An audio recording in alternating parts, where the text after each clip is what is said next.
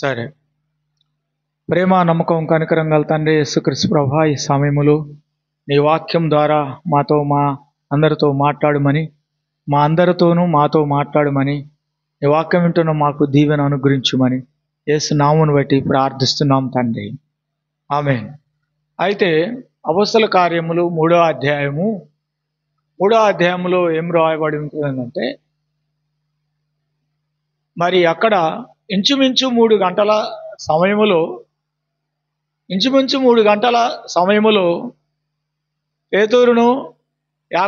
పేతురును యోహానును ఇద్దరు కలిసి వారు దేవాలయంకి వెళ్తున్నప్పుడు ఏం జరుగుతుంది అంటే, అక్కడ పుట్టినది మొదలుకొని ఒక గుడ్డివాడు భిక్షం ఎత్తుకుంటున్నాడు.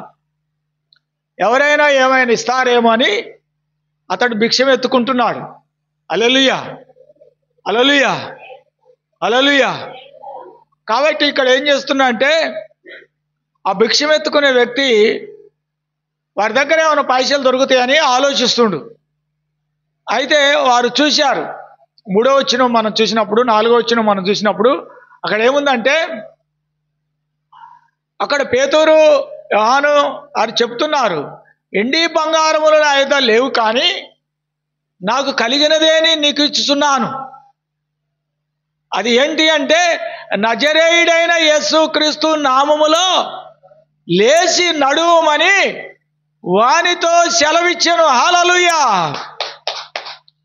వెంటనే వాడు ఏం చేసిండు? దిగ్గున లేచి నిలబడి, చీలమడలలో బలం వచ్చి ఎదిగివాడు చీలమడలోనికి బలం వచ్చి ఎగిరి అతను గంతులు వేశాను. హల్లెలూయా, హల్లెలూయా. కాబట్టి దేవుడు అతని పట్ల ఎంత గొప్ప కార్యం చేస్తున్నాడు? చాలా గొప్ప కార్యం చేస్తున్నాడు. అద్భుత కార్యం చేస్తున్నాడు. ఎన్ని హాస్పిటల్ పోయినా, ఎన్ని డబ్బు ఖర్చు పెట్టినా, ఎన్ని కష్టాలు పెట్టినా, ఎన్ని బాధలు పడ్డా ఏ హాస్పిటల్ కూడా అతన్ని బాగు చేయలేదు. అయితే మరి సేవకుల దగ్గర ఏమైనా డబ్బులు ఉన్నాయా? డబ్బులు లేవు వీళ్ళ దగ్గర. ఏమైనా భిక్ష అడిగితే డబ్బులు వేస్తారేమో అని చూస్తున్నాడు, లేవు. అయితే వాళ్ళు అన్నారు, I have no money, we belong and Jesus Christ name of Nazareth, get up you అన్నాడు. వెంటనే అతడు ఏం చేశాడు? దిగ్గున లేచాడు. హల్లెలూయా. ప్రియమైన దేవుని బిడ్డలారా, అతడు దేవుని కనపరుస్తూ, దేవుని స్తుతిస్తూ, దేవుని ఆరాధిస్తూ అతడు సేవకుని యొక్క చేతులు పట్టుకొని వెళ్ళిపోయారు. అప్పుడు అది ఇజ్రాయేల్ అందరూ చూసి, ఇదేంటి ఇంత గొప్ప కార్యం జరిగింది వీరు అలా అనుకున్నారు. అప్పుడు వారు అన్నారు, అయ్యలారా, పెద్దలారా, అధికారులారా, అధిపతులారా, ఇది మా ద్వారా, మా స్వశక్తి ద్వారా, మా బలం చేత, మా ఘనం చేత జరిగింది కాదు. నజరేయుడైన యేసుక్రీస్తుని మీరు చంపితిరి, సిలువ వేస్తిరి, అతనిని పక్కలలో గాయాలు బట్టి పొడుస్తురి, ఆయన్ని నానా చిత్ర హింసలు చేస్తురి. అయితే ఆ నజరేయుడైన యేసుని దేవుడు 3వ దినమున లేపాడు. దానికి మేము సాక్షులము. హల్లెలూయా. సాక్ష్యమిచ్చేదా మన స్వామి యేసు దేవుడను సుసాక్ష్యమిచ్చేదా, సాక్ష్యమనగా వినిన గనిన సంగతులను తెలుపుటయ్యే సాక్షి. హల్లెలూయా. అనగా పేతురు యోహాను ప్రభు యొక్క వాక్యాన్ని కలిగి, ప్రభు యొక్క జీవవాక్కును కలిగి దాన్ని ప్రకటిస్తున్నారు. దాన్ని ప్రకటిస్తుండగా కుంటివానికి బలం కలిగింది. కాబట్టి ఈ యొక్క వాక్కులో, ఆ వాక్కులో ఏముంది? జీవవాక్కు. అది అందులో జీవవాక్కు. అందుకే పేతురు అంటాడు యోహాను సువార్తలో 6వ అధ్యాయంలో, 68వ వచనంలో మీరు కూడా వెళ్ళిపోతారా పేతురు అని యేసయ్య అడిగినప్పుడు, నీవు నిత్య జీవపు మాటలు గలవాడవని మేము విశ్వాసించి ఎరిగి ఉన్నాము. చెప్పండి, మీరు ఇట్లా చెప్పండి, పక్కన మారుతాడు. నేను దేవుడు నిత్య జీవము గల మాటలు గలవాడవని నేను విశ్వాసించి ఎరుగుతున్నాను, విశ్వసిస్తాను. ఆమేన్, ఆమేన్ చెప్పండి, ఆమేన్, హల్లెలూయా. అలాగే జరుగును గాక. అయితే పేతురు యోహాను ఏం కలిగి ఉన్నారు? నిత్య జీవపు మాటలు కలిగి ఉన్నారు. యేసయ్య మాటలు ఎలాంటి మాటలు? నిత్య జీవపు మాటలు, మామూలు మాటలు కావాలి. అందుకనే అతడు దిగ్గున లేచి నడిచాడు. అక్కడ అధికారులు, అధిపతులు అందరూ ఆ కార్యం చూసి, మీరు యేసుక్రీస్తు నామమును బట్టి మాత్రమును ప్రకటించకూడదు అన్నప్పుడు వారు అయ్యలారా, మేము దేవుని మాట వినట కంటే మీ మాట వినట న్యాయమా అని చెప్పారు. అధికారులు అనేవాళ్ళు, లోకస్తులు అనేవాళ్ళు ఎప్పుడు కూడా వారు దేవుడికి విరుద్ధంగానే ఉంటారు. ఎందుకుంటారంటే 1 కొరింథీయులకు రాసిన పత్రిక 1వ అధ్యాయము 18వ వచనం, సిలువని గూర్చిన వార్త నశించుచున్న వారికి వెర్రితనము గాని రక్షింపబడుతున్న మనకు దేవుని శక్తి. చెప్పండి పక్కన వాళ్ళతో, సిలువని గూర్చిన వార్త నశించున్న వారికి వెర్రితనము గాని రక్షింపబడుతున్న మనకు దేవుని శక్తి. హల్లెలూయా. అట్లా అంటే ఆ వార్తలో శక్తి ఉన్నది కాబట్టి ఈ వార్తను మనం ఆపకూడదు. ఏం చేయాలా? దాన్ని ఎవరికి ప్రకటించినా అది ఆ వ్యక్తికి, ఇంటున్న వ్యక్తికి శక్తి అయినది. ఇక్కడ అంటున్నాడు, సాముయేలు ప్రవక్తతో దేవుడు మాట్లాడుతున్నాడు. అక్కడ ఏలీ కుమారులు తమను తాము శాపగ్రస్తులుగా చేసుకుంటుంటే, యాజకుడైన ఏలీ తన కుమారులు చేస్తున్న దోషములను, తప్పులను అతడు అడ్డగించలేదు గనక తన కుటుంబమునకు శాశ్వతమైన శిక్షను విధించాడు.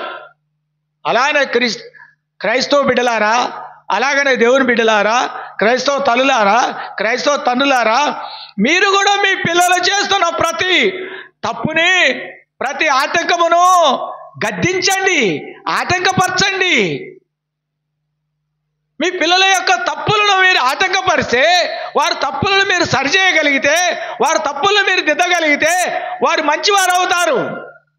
మీరు ఎప్పుడైతే మీ పిల్లల్ని వారి తప్పులను మీరు ఖండించరో, గద్దించరో, దానివల్ల ఏలీ కుటుంబానికి దేవుడు నిత్యమైన శిక్ష విధించాడు.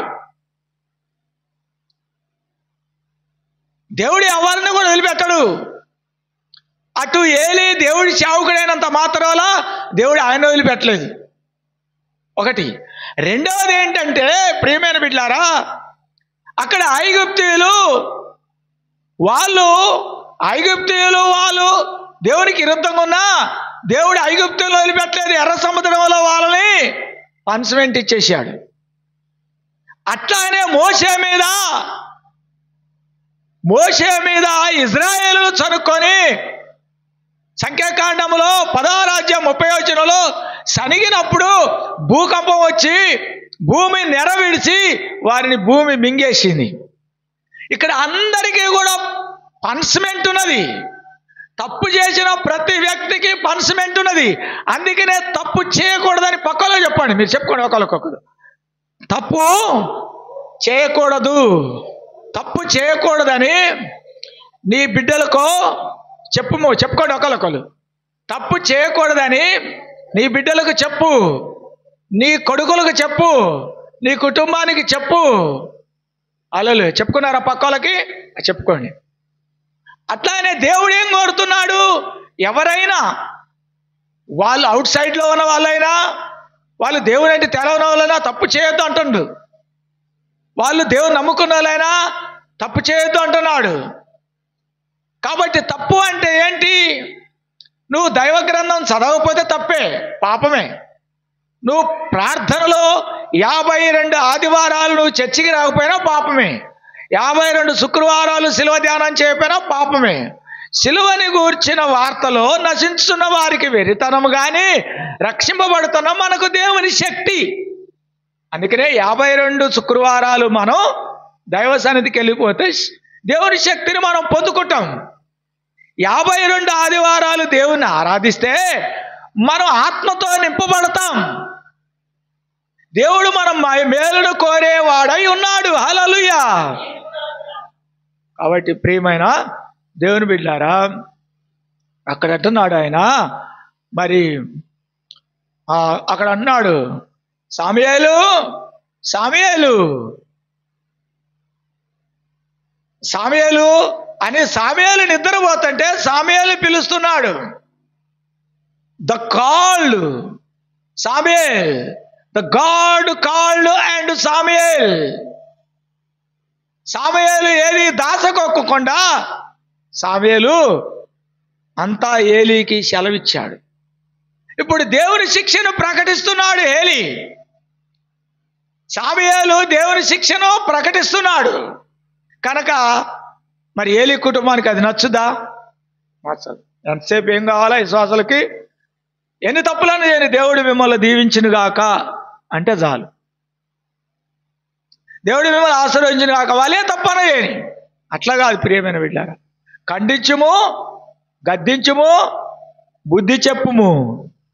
ఖండించిన తర్వాత, గద్దించిన తర్వాత, బుద్ధి చెప్పిన తర్వాత అప్పుడు ఆశీర్వదించు, అది నిలబడుతుంది. నువ్వు ఖండించకుండా, గద్దించకుండా, బుద్ధి చెప్పుకోకుండా నువ్వు ఆశీర్వదిస్తే అది శాపంగా మారిపోద్ది. సామెతలు అంటాడు, ఏ కోనె లేచి తన సహోదరునికి ఒక గొప్ప శబ్దంతో ఆశీర్వదించు అని ఆశీర్వాదం వానికి శాపంగా మారునుగాక అంటాడు. అర్థమైందా?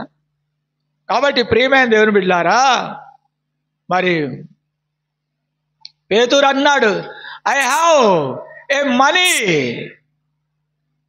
I belong, who belong, and Jesus Christ name. Get up. And suddenly, left man and strong, the walking, and Peter hand and John hands, jumping, so walking. Jesus Christ name, power. Jesus Christ name, excellent. Jesus Christ name, life. Jesus Christ name, condition, obedience. Who is greatest? Heaven and children. ఎవరు గొప్పవారయ్యా ఈ భూమి మీద పరలోక రాజ్యములో అడిగితే ఒక చిన్న బిడ్డ వలె తను తాను తగ్గించుకొనువాడే. అంటే మనం ఏం చేయాలా? తగ్గించుకోవాలి. ఎలా తగ్గించుకోవాలి? బైబిల్ చదవుకోకుండా మనం పొద్దున్నే పని మొదలు పెట్టవద్దు. ప్రార్థన చేయకుండా మనం పొద్దున్నే పని మొదలు పెట్టవద్దు. అప్పుడు తండ్రిని హెచ్చించినట్టు అప్పుడు దేవుని మనం ప్రార్థన చేయకుండా పని చేస్తున్నాం అంటే మనలో హెచ్చించుకున్నట్టు. అట్లానే దేవుని పరిచర్య నువ్వు చేయాలి. ఆమె ఏమంటుంది? సామెతల గ్రంథంలో 31వ అధ్యాయంలో 16 వచ్చిలో ఉన్నది, ఆమె పెందల కడనే లేచును, ఆమె ఇంటి వారికి భోజనం సిద్ధపరచును, ఆమె కూడబెట్టిన ద్రవ్యం చేత ద్రాక్ష తోట నాటిస్తుంది. కాబట్టి విశ్వాసం ఏం చేయాలా? ద్రాక్ష తోట నాటించే పనిలో ఉండాలా. ఎట్ట నాటాలి ద్రాక్ష తోటని? కూడబెట్టిన ద్రవ్యముతో ద్రాక్ష తోటను నాటించాలి.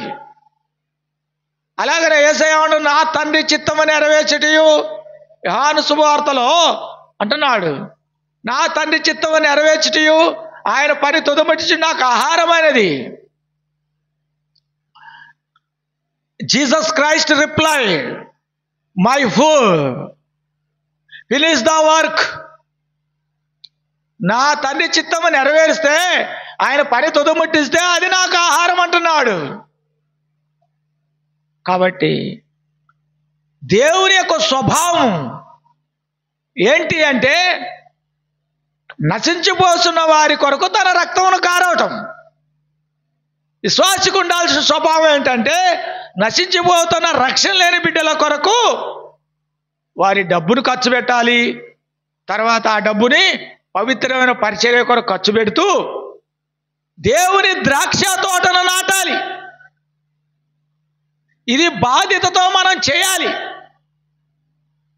అప్పుడు అనొచ్చు, పరలోక దేవా నన్ను ఎన్నుకున్నావు, పరిశుద్ధ దేవా నన్ను ప్రత్యక్షించావు, పరలోకం చేరు వరకు పరిశుద్ధముగా నుందును.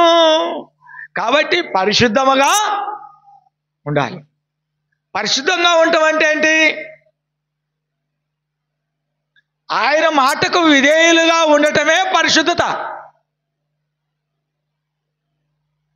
ఆయన మాటకు మనము విధేయులుగా ఉండాలి. మన వాక్యం వినటానికి వస్తున్నావా, నేర్చుకోవడానికి వస్తున్నావా? చెప్పండి. నేర్చుకోవడానికి వచ్చేవాళ్ళు చాలా శ్రద్ధగా వింటారు. వినటానికి వచ్చేవాళ్ళు ఇతరు వింటారు, మర్చిపోతారు. కాబట్టి వాక్యం ఎప్పుడు కూడా ఏం చేయాలి? వినటం కాదు, వాక్యం నేర్చుకోవాలనుకునే వాళ్ళు శ్రద్ధగా వింటారు. అట్లా. కాబట్టి దేవుడు ఎప్పుడు కూడా మనల్ని ప్రేమిస్తున్నాడు. చెప్పండి, పక్కలతో చెప్పు. దేవుడు నిన్ను ప్రేమిస్తున్నాడు. దేవుడు నన్ను ప్రేమిస్తున్నాడు. ఈ 2025వ సంవత్సరంలో నీ కుటుంబంలో పాపమును అడ్డగించి, గద్దించి, ఖండించి, తప్పు దిద్ది వారిని ఆశీర్వదించు. హల్లెలూయా. అలా చెప్పాడు దేవుడు. అందుకే అన్నాడు, మీలోనూ అబద్ధ బోధకులు ఉంటారు అన్నారు. The false prophets, false teachers. కాబట్టి జనాలు దేనికి అలవాటు పడుతున్నారు? False preaching, false teachers. కాబట్టి అబద్ధ బోధను అంగీకరిస్తున్నారు. అబద్ధ బోధ వాళ్ళకి చెవులకు ఇంపుగా ఉంటుంది. ఖండిస్తే ఎవరు చర్చికి రారని ఖండించే బోధ ఎవరు చెప్పట్లే, గద్దించే బోధ ఎవరు చెప్పట్లే. దానివల్ల ఏమవుతుంది? పాపము రెచ్చిపోతుంది, పాపము కోరలు పెంచుకుంటుంది, జనులు అద్దుమీరిపోతున్నారు. కాబట్టి జనులకు ఏలి తన సంఘానికి ఏలి ఇది తప్పు, తన కొడుకులకి ఇది తప్పు అని ఖండించలేదు. కనుక అతడు దేవుని శిక్షకు పాత్రుడయ్యాడు. హల్లెలూయా. నీ కుటుంబములో నీ కొడుకుల పాపమును, నీ బిడ్డల పాపమును ఖండించడం చేత కాకపోతే వాళ్ళ తప్పులను తొలగించి ప్రభువుని ప్రార్థన చేయి. కన్నీళ్లతో చేయి, కన్నీటి ప్రార్థన చేయి, ఉపవాసం ఉండి ప్రార్థన చేయి, వాక్యం మీద ఆధారపడి ప్రార్థన చేయి. నువ్వే ఆదివారం పనికి పోతావు, ఆదివారం ఏదో పని చేసుకున్నావు. ఎక్కడుంది నీకు దేవుడు ప్రేమ? లేకుండా. హల్లెలూయా. కాబట్టి దేవుని బిడ్డలారా, ఎల్లప్పుడూ ప్రభువునందు ఆనందించండి. అంటే ప్రభువునందు ఆనందించాలంటే పరిశుద్ధాత్మ పూర్ణము కావాలి, ఆరోగ్యవంతులం కావాలి, ఆయుష్ గలవారం కావాలి. దేవుని శక్తిలో ఎల్లప్పుడూ మనం ఎట్లుండాలా? ఆత్మపూర్ణమై ఉండాలి. నా ఆత్మ లేనివాడు, చెప్పండి, నా ఆత్మ లేనివాడు నావాడు కాదు. పక్కన వాళ్ళు చెప్పండి, నా ఆత్మ లేనివాడు నావాడు కాడు అని యేసుక్రీస్తు సెలవిస్తున్నాడు. ఇట్లానండి, ఒకరికొకరు చెప్పుకోండి. అని యేసుక్రీస్తు సెలవిస్తున్నాడు. యేసుక్రీస్తు నీకు సెలవిస్తున్నాడు. నువ్వు దేవుని ఆత్మ పొందకపోతే, నువ్వు దేవుని ఆత్మ అడగకపోతే నువ్వు దేవుడికి చెందిన బిడ్డవు కాదు. బిడ్డ ఇప్పుడే మనసు మార్చుకో, దేవుని ఆత్మ కొరకు అంగలాచు. హల్లెలూయా, హల్లెలూయా. చిన్న ప్రేయర్ చేసుకో. ప్రేమ, నమ్మకం, కనికరం గల తండ్రి, జీవము గల తండ్రి, జీవాధిపతి అయిన తండ్రి, పరిశుద్ధుడైన తండ్రి, సర్వశక్తిమంతుడైన తండ్రి, ఇదిగో నీ వాక్కులో జీవమున్నది, నీ వాక్కులో మహిమున్నది, నీ వాక్కులో ఆత్మన్నది, నీ వాక్కులో శక్తి ఉన్నది, నీ వాక్కులో జీవమున్నది.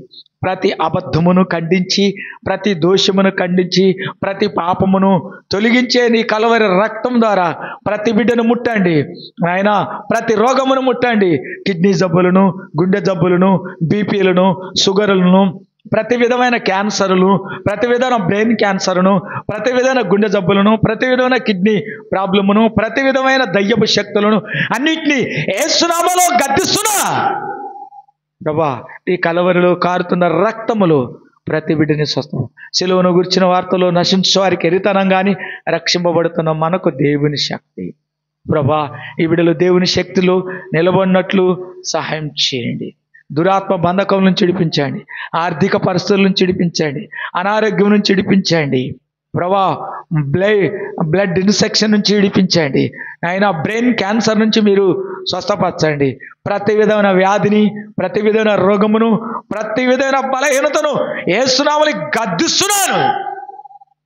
మన ప్రభు అయిన యేసుక్రీస్తు కృప, తండ్రి అయిన దేవుని ప్రేమ నీకు తోడేయుడును గాక. ఆమేన్.